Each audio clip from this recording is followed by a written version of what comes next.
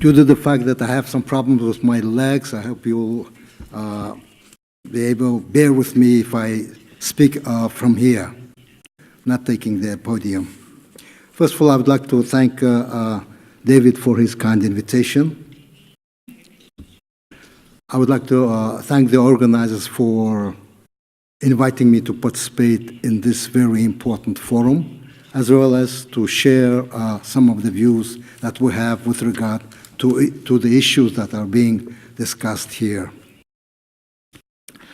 By attending this conference, this forum, I believe I'll be able to enrich my own knowledge about this important issue by hearing the views and getting the questions answered and so on and so forth. I have prepared a paper on the issue, which is entitled Mongolia's Approach to the Reunification of Korean People and Possible Contributions to that End. So since we have only 10 minutes to discuss, I guess I'll just focus on the highlights of my paper. I think the original of the paper can be found later on the website. Briefly, Mongolia's relations with the two Koreas. We have to introduce the issue. First, our relations with North Korea, which we consider as a traditional relationship. In modern times, Mongolia maintains with North Korea traditionally friendly relations, which started in 1948 when we were the second country to recognize the DPRK after its establishment. During the Korean War, we provided material assistance to North Korea and accepted many orphan children that returned home later after the end of the war. We still cherish their stay in Mongolia. In the post-Cold War period, at times Mongolia provided food and other assistance to North Korea. Though during the Cold War, both North Korea and Mongolia belonged to the so-called socialist camp, our domestic and foreign policies differed, and we have agreed at that time to disagree on some of the issues of practical implications as well as theoretical issues. A perfect example to this is Juche policy and Mongolia's policy of non-capitalist path of development. Today, our policies also differ on political and socio-economic models of development.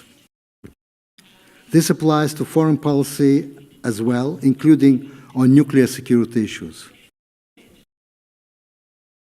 Unlike North Korea, about which everyone knows, Mongolia links its security with promoting non-nuclear policy by declaring itself a single-state nuclear weapon-free zone.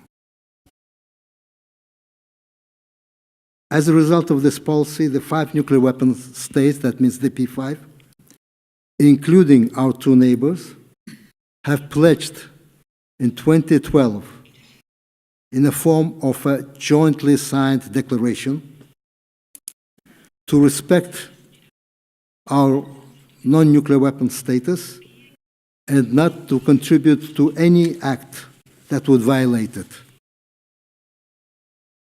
It took Mongolia over 80 meetings of different formats and levels with the representatives of the P5 to come to such an agreement. We know that the P5 are no angels, but they are also no devils. In our view, the keys to successful outcome were mindful of each other's interests and holding talks in a calm atmosphere without headline-grabbing fanfare. Mongolia interprets the P5 joint commitment that I have referred to as addressed not only to Mongolia but to themselves as well, meaning to respect the status and not to involve Mongolia in future possible destabilizing policies similar to missile defense or anti-missile defense systems, including perhaps placing, tracking, homing, intercepting, or other devices on its vast territory. This is our contribution to regional stability, predictability, and confidence building. Some material on the issue you can find at the information table there. The second, our relations with the Republic of Korea, which we consider as relations, mature relations. Again, Mongolia was the first Asian socialist country to establish diplomatic relations with South Korea in the early 1990s. Since then, both countries have rapidly expanded bilateral relations. Today, South Korea is the fourth largest trading partner for Mongolia. During the time of Mongolia's transition to a market economy, South Korea has provided much-needed aid and soft loans in many areas, for which we Mongolians are grateful. Our relations have expanded rapidly and matured. Thus, in the economic field, a major contribution that South Korea has made was to accept Mongolian laborers to work in different areas and get first-hand experience of working under market conditions. Today, there are around 30,000 Mongolians that live and work in South Korea and 3,000 South Koreans in Mongolia. If Mongolia is learning from South Korea, North Korean laborers in Mongolia, though not numerous, have the chance to get acquainted with Mongolia's successful transition experience. In short, we say that in North Korea, we see our past, and in South Korea, our future. Now, how we see the reunification of the Korean people. Peaceful reunification is in the interest of the entire Korean nation, the region, as well as well beyond it. However, it cannot be accomplished mechanically or forcefully. Over 6 decades of parallel existence and development have created conditions in both countries, that means in North and South Korea, that cannot be ignored or easily overcome. So there is much talk about ultimate reunification on both sides. In general, in our view, the discussions are not backed up by zeal or conviction.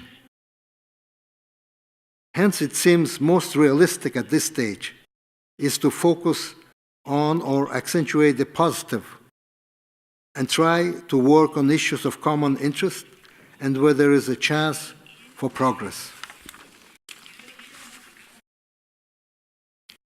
North Korea has sacrificed a lot to acquire nuclear weapons, and we know that.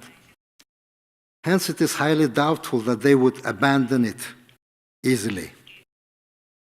Therefore, to be realistic, one should not allow the nuclear issue, which has its own logic and dynamics, to hold hostage movements in other areas, since the latter can be conducive to creating confidence and expanding areas of common interests that could lead to easing of tensions and reducing mistrust. Now, briefly about our possible role in promoting the goal of Korean reunification. I would like to thank Dr. Hyun-Jin Moon and Dr. Lee Joo-in yesterday for expressing hope and confidence in a possible positive role of Mongolia. Despite the present dangerous tensions, I believe that the process towards reconciliation and gradual unification should be pursued.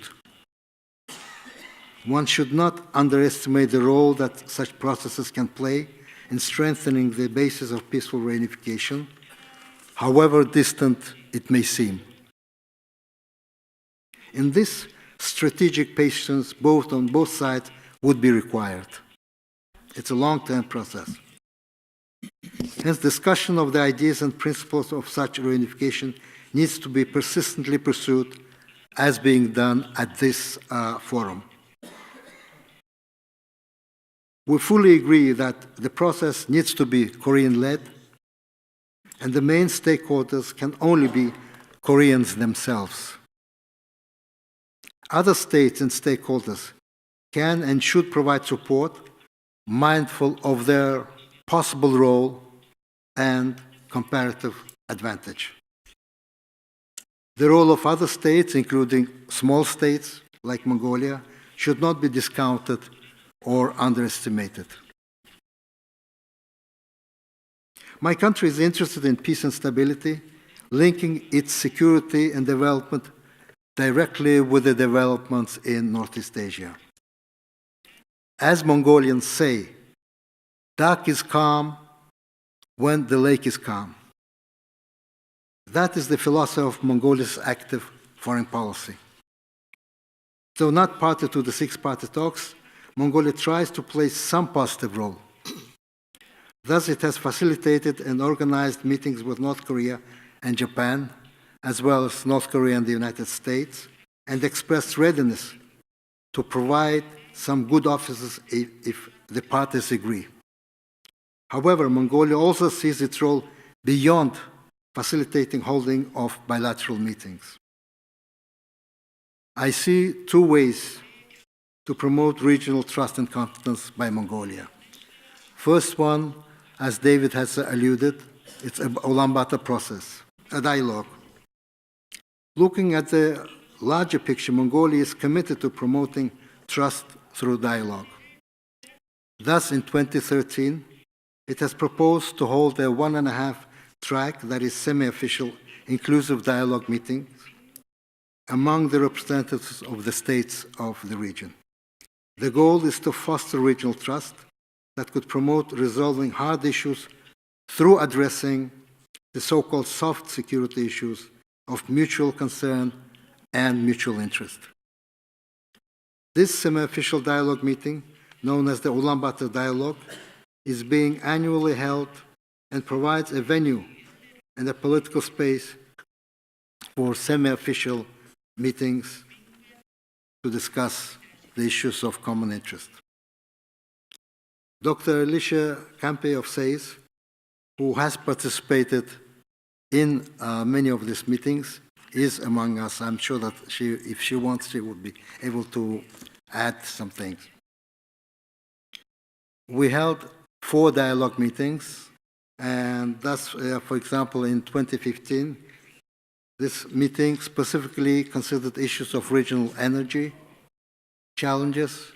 In 2016, promotion of economic cooperation and development of infrastructure connectivity, environmental protection, and so on.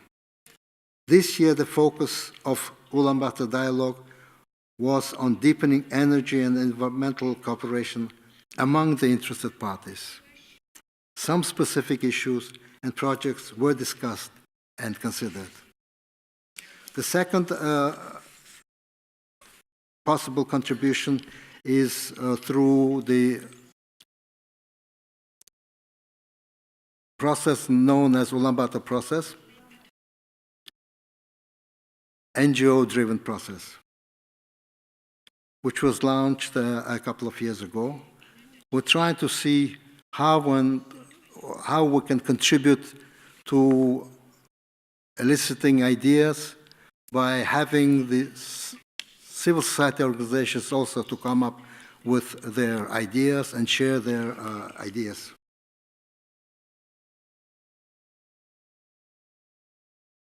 So, a concluding thought. The above mentioned shows that intergovernmental 1.5 and 2-track levels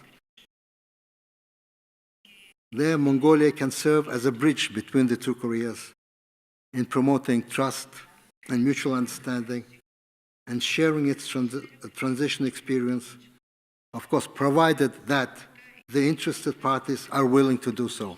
Thank you very much.